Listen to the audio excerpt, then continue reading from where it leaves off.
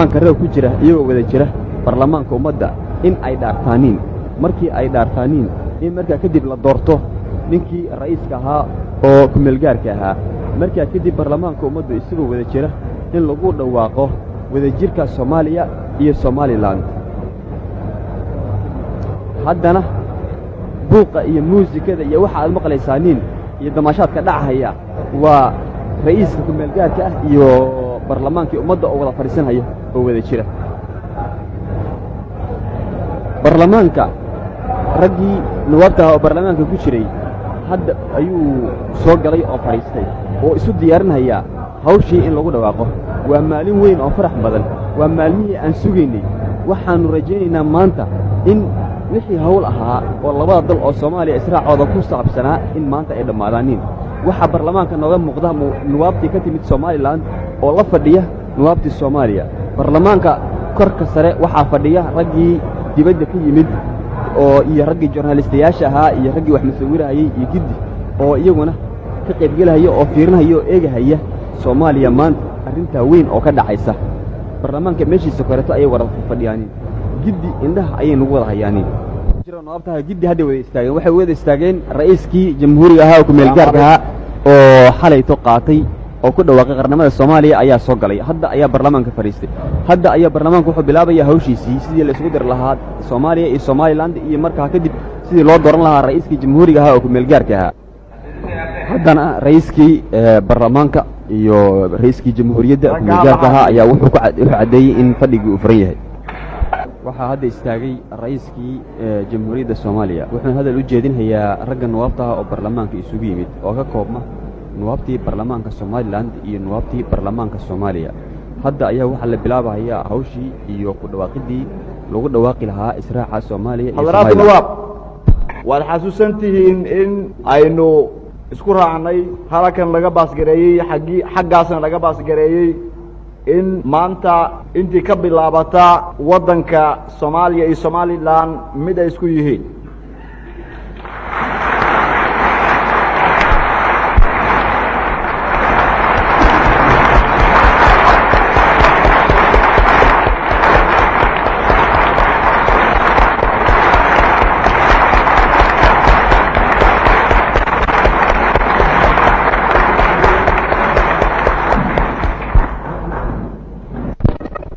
يا دنجل كوشيغي يا استاغteen iyo sacbiska waxaan u qaadanayaa sidii aan ula jeedadu ay ahayd in daqiiqadaas aynu baxdada aynu soo dhaafnay assemblyga iyo cududiga acdaada meesha tan fadhida inay yihiin acdaa assemblyga caamka ah oo wadaniga ah oo jamhuuriyadda Soomaaliya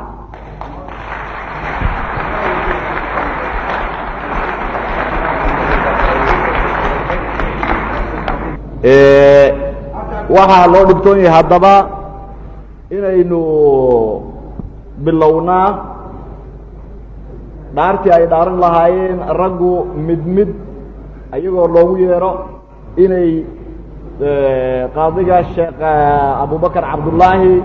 gacantiisa ay ku dhaartaan ayagoo ku dhaaranahaya ismiga ilaaheen inay waddanka iyo shacbiga ay lilaahi u noqonayaan oo ay daafacayaan dastuurka iyo sharciga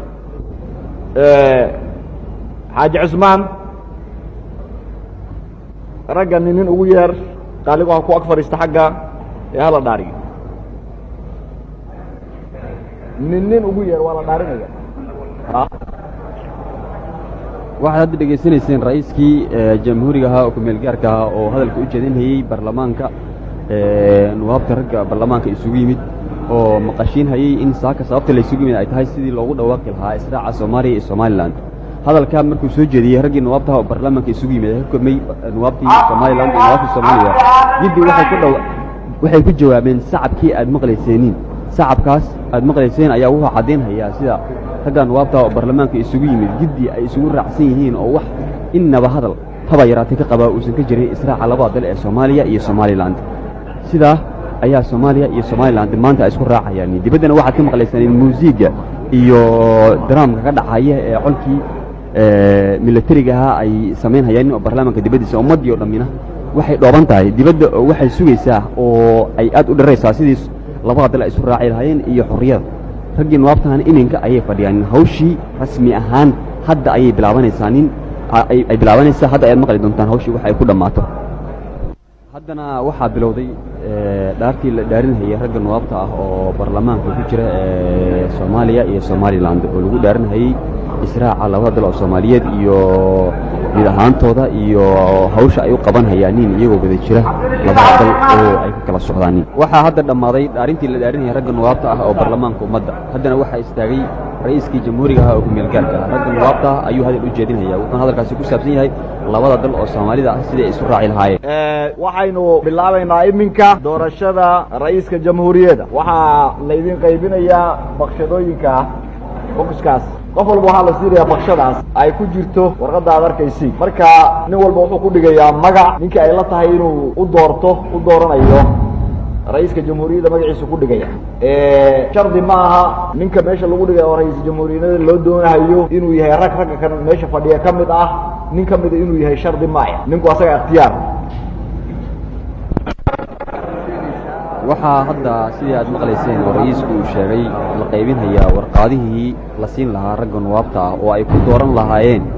ninkii noqon lahaa ra'iisul jamhuuriga ku-meelgaarka ah waxay u dhibtootay ragga in loo caddeeya ninka la dooranayo oo warqadaha la idin dhiibay aad ku dooranaysiin waa ra'iiska jamhuuriyadda oo meelgaar weeye muwaqad waxaa weeye micnadu intii dastuurka inta ummadda loo bandhigo laga aqbalayo ama laga diiday waa muddo aan sano ka badnaan karin haddaadaan warqadihii loo dhiibay ragga nuwaabta ah oo lagu dooranaya ninka ra'iiska raggii nuwaabta ahaa nin walba markii uu qoray ninkii kula qumanaa inuu noqdo ra'iisul jamhuuriyaha oo magaciisa qoran ayaa waxay u geeyeen ninkii sekretariyahana wuxuu ogeysiyey ra'iiskii warqadihii lasoo qoray in raggii nuwaabta ahaa ay ka soo dhammaadeen dhow waxaa la fatashi doonaa warqadihii oo waxaa la tirin doonaa warqadaha ninka ku soo baxa magaciisa marka ayaa waxaa loo sheegi doonaa ninka ra'iisul jamhuuriya yaasiin cabdiraxmaan aadan cabdullaahi cismaan waxaa hadda dhammaaday magacyadii lasoo qoray oo ragga nuwaabta oo baarlamaanka ku jira ay soo qoreen ninkii ay dooran lahaayeen hadda ayaa waxaa la tirin doonaa ninkii ku soo baxay ra'iisul jamhuuriyihii ku-meelgaarka ahaa ee muddada halka sana ra'iisul jamhuuriyaha ahaa markaas ayaad maqli doontaan ninka lagu dhawaaqo baarlamaankiina weli waa u fadhiyo hiddina waxaa la sugahayaa soo baxayo iyo ninka noqon doona ra'iisul jamhuuriye dadka soomaalida kii ugu horreeyay ku-meelgaarka ahaa hadda ayaad waxaa la tirinhayaa dadkii magacyadii ku soo baxay ra'iisul jamhuuriyaha intii magac oo dadku u doortay marka ayaa la ogaanhayaa ninkii ugu tira bataha oo ra'iisul jamhuuriyaha noqon doona mar dhow waxaanu maqli doonaa oo naloo sheegi doonaa oo lagu dhawaaqi doonaa magacii ra'iisul jamhuuriyaha jamhuuriyadda cusub ee soomaaliya ee ka koobanta somaliland iyo somaliland sida qaynuunku uu doonayo waxaa in la doortay noqon kara jamciyada ragga cadaada cadadooda ulusayn ninkii ay voot siisa haddii markan ugu horreeye la waayo aqlabiya 3 meelood u dhig 2 ah mar kalaa lagu celinayaa iyadana waxaa la doonayaa sidoo kale aqlabiya 3 meelood loo dhig 2 ah marka saddexaad wixii ka dambeeyo marka saddexaad uu ku jiro waxaa kafaaya aqlabiya saaxiqa Abdullahi Usman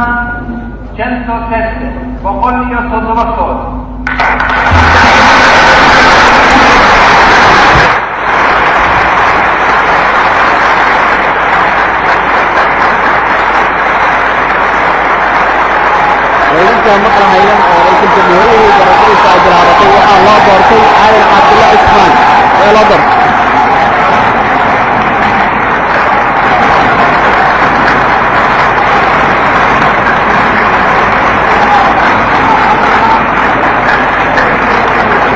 aan idinku celiye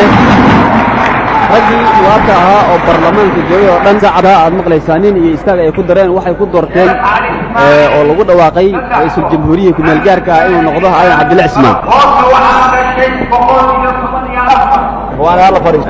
raggii nuwaabta ahaa oo baarlamaanka isugu yimid oo vooteeyey tiradooda waxay ahaayeen 114 ayay waxay u vooteysay aadan cabdullaahi cismaan oo u dooratay ra'iisul jamhuuriyaha ku-meelgaarka isaga inuu noqdo دكتور علي عبد العثمان.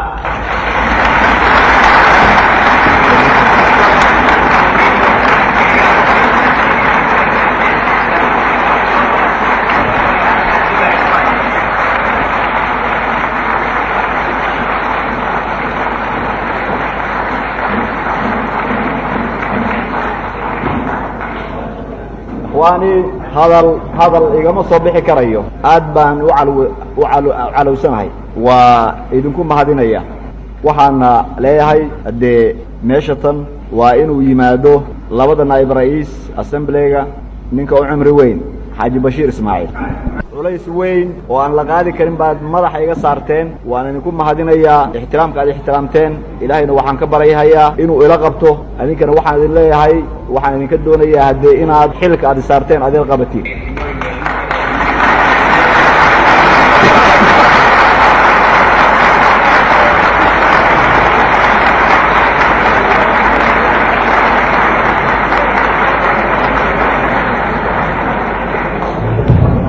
haddana waxaa fadhiistay kursigii barsentaha ee baarlamaanka xaaji biye ismaaciil sida aad maqlayseen oo ugu yahay ra-iisul jamhuuriyaha markii isagii loo doortay madaxnimada jamhuuriyadda sida uu u yahay isagu ninkii u weynaa labada naa'ib ra'iis ninkii ugu fil weynaa uu yahay isaga ayaa baarlamaanka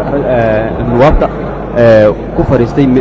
kursigii ra'iisnimada waxaan ku qaadanayaa isinka ilaahi inaan ku joogsado kulle ammaana oo muhimmo hordaran ra'iisul jamhuuriya iyo inaan daafaco quwadayda oo dhan xoogayda oo dhan dastuurka maxaan ku daafacaa limaslaxati alwatan iyo walumma wallahi aan ku dhaar billahi aan ku dhaar tallahi aan ku dhaar qur'aanka ilaahay aan ku dhaar inaan baaraka ammaanada aan qaaday limaslaxati alwatan iyo ummadii inaan ku joogsado ku dhaafo aan ku dhaar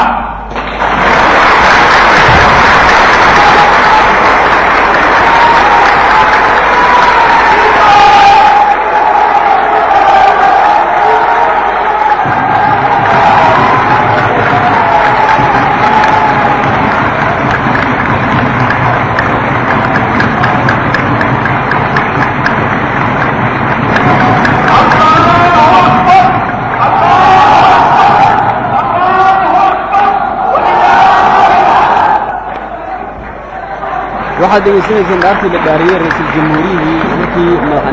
madaxnimada isaga loo doortay hawsheenni midii weyneed waa dhacday hawsheenni midii weyneed waa inoo hagaag waxaa inoo hadhay marka wixii ka dambayn lahaa oo ay u horrayso waxay la tahay ra'iiskii jumciyatan qowmiyadaasaynu u dooran lahayd iyadaas iyo wixii inala soo kaloo gudboonaada wakti baynu ka fadhiisan doonaa haddana camalkeenni saaka intaasuu ku egyahay laasiduuta ee toolta erimiyata fadhiguna hadda waa raftacan yahay wakti laydiin soo sheegi doono buuna u raftacan yahay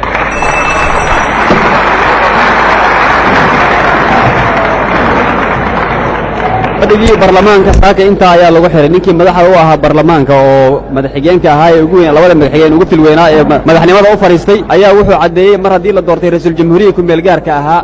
in fadhi kaleeto la isugu yimaado lagu dooran doono ninkii baarlamaanka madaxda u ahaa saakana fadhigii intaa uu ku xiran yahay raggii nuwaabta ahana giddi waa ay wada kaceen raggii kaleeto oo meesha isugu yimid maanta oo journalistayaasha ahaa iyo ergooyin kaleeto oo meesha isugu yimid waa ay sira joogsadeen fadhigii baarlamaanka saaka la isugu yimid hawshiisii intaa ayaa lagu dhameeyey